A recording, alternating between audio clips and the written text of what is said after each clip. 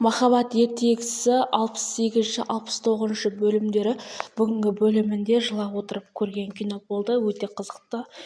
Жанпеза түсінде Махирдің табытын көреді және табыттың қасында суретін көреді. Махир мен тастамашы деп қатты жалынып түсінен жүгіріп Махирге қарай жылайды. Дәл өңіндегідей көреді. Бірақ өңінде де сол нәрсе орындалады. Өйткені Жанпезаның түстері үнемі сондай. Ұйқыдан ояна сала Махир таппай, оған телефон соғады. Махир болса көңілді, мен қазір барамын, Смит бара жатырмын, ыстық жаңа Смит бар екен мынанда дүкенде деп.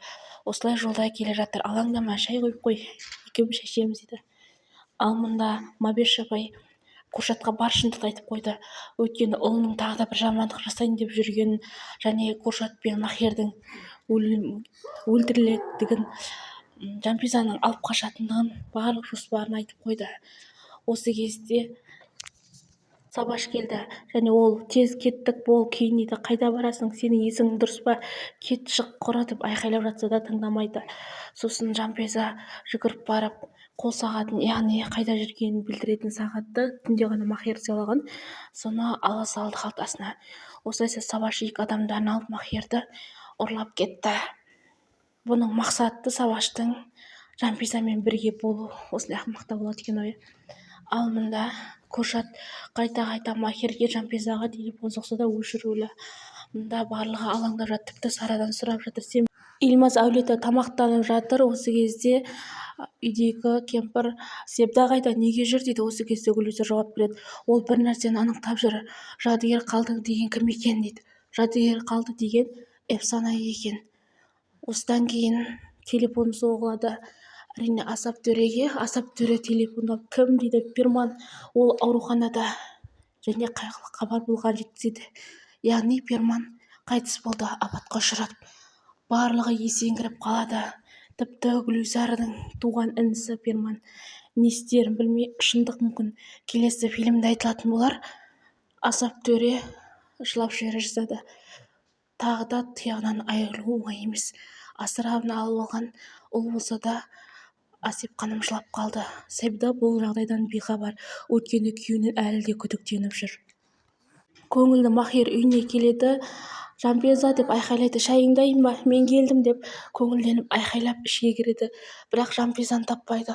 Барлық жерде іздеп көреді. Болмағаннан кейін барып, ол түсінеді сағат деп. Сағат іздеген кезде Жанпеза бұл жерде жоқ. Ол Сабашқа, сен менің ағамсың ғой, мен сені аға дедім ғой, сен мұндай іске қалай бардың, сен мені қалай сүйемін деп айтуға дәтің жетеді дейді. Сонда да Сабаш тыңдамай, оны сүйрелеп бір лашыққа әкеледі.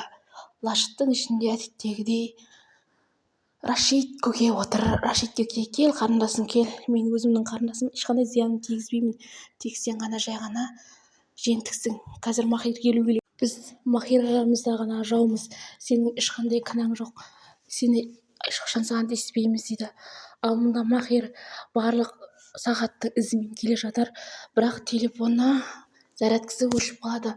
Содан кейін жынданып кетеді, бірақ бәрібір тауып келеді. Мені Махир құтқарады, мен алып кетеді деп сенімді түрде Жанпеза айтады. Ал мына жерде Сабаш қарап тұр. Өйткені Сабашқа Жанпезаны берем деген, алайда ол Рашидтің жай ғана сылтауы өтірік еді. Махир келді, барлығын сырттағыларын қырып жойып, ішке келген кезде ешқайсысына тиісе алмай қалды. Өйткені Жанпезаның қауіпсіздігі үшін амалсыз өзінің мылтығын тастады. Сабашқа қарап, оңбаған екенсің, нағыз сатқынсың дейді. Осы кезде Жанпеза бар шындықты біледі. Махирдің әкесінің Рашидтің өлтіргені туралы барлық шындық.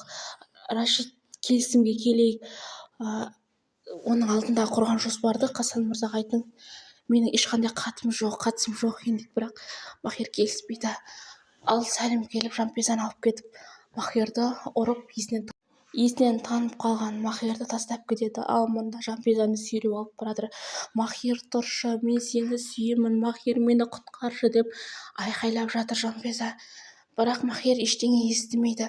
Сәлім болса күліп, жоспарын барлығы орындалған мәз. Бірақ Сабаш түсіне алмады. Сабашқа беру керек еді Махир Жанпезаны. Сабаш шыдамай пистолетін алып, тоқта Сәлім, мен сені атамын, жібер, Жанпеза менікі дейді. Осы кезде мылтығын алып дайындалып атайын деп тұрған кезде Рашид Кара Сабашты атып тастайды. Енді оқ арқасына тиеді. Сабаш жерге құлайды. Сатқындар үнемі осылай өледі. Неге соны түсінбейді екен? Жанпиза қанша тырысқанымен де Сәлім оны жібермейді. Бір кезде Махерді табытқа салып, оны тірілей жерге көмуге әкеле жатыр. Жанпиза шыдай алмады. Махер деп айқайлаған кезде Сәлім оны жібере салды. Осы кезде соңғы қоштасып кел дейді. Жанпиза Махерге келіп, мен сені сүйемін деп айтып үлгерді. Қайтадан Сәлім оны сүйрелеп көлігіне әкетпек, яғни шекарадан асып кетпек, бұл қаладан мәңгі кетпек. Рашид, Сәлім, Жанпиза үшеуі. Қанша жерде осыларды қайғыратын музыка болады. Өте өкінішті жағдай. Махерді тірілей жерге көмеді табыттан. Оның сыртынан кәдеттегідей құм төсеп кетеді. Дәл сол кезде жаңбырда жауып жатады. Бірақ өкінішке орай бұлардың жоспарлары қанша десе де орындалмайды. Әлгі сағатта телефон бартығын, сол телефон арқылы Жанпиза әкесіне қоңырауға шығады. Әрине жасырынды түрде. Осылай табытты Махерден көмген түрін көрсетеді. Бірақ Махер есін жиған кезде табыттың ішіне жататын. Өз-өзін ұстап, қолында кішкене ғана қолшамын алып, айқайлайды, тебеді. Айқайлаған сайын құм толып кетеді. Сабаш орнынан тұрып, мен құтқаруым керек. Бұрын әкесін өлтірдім, енді Махер өлмеу керек. Махер, кешір. Махер, мен сенің алдыңда жасықтымын деп олай жорғалап барады. Бірақ бәрі кешеді. Ал жақта Жанпиза әлі де қайғыру үстінде. Содан кейін көлік ішінде біз қазір шекарадан асып кетеміз дейді. Осы кезде барлығын Куршат тыңдап отыр. 1 сағаттан кейін шекарадан асып кетеміз. Ол жердегі адамдар менің адамдарым дейді. Рашид барлығын ойластырып қойған екен. Табытқа, яғни көрге жеткен Сабаш тек Куршатқа ғана қай жерде орналасқанын беріп үлгереді. Жалғасы бар.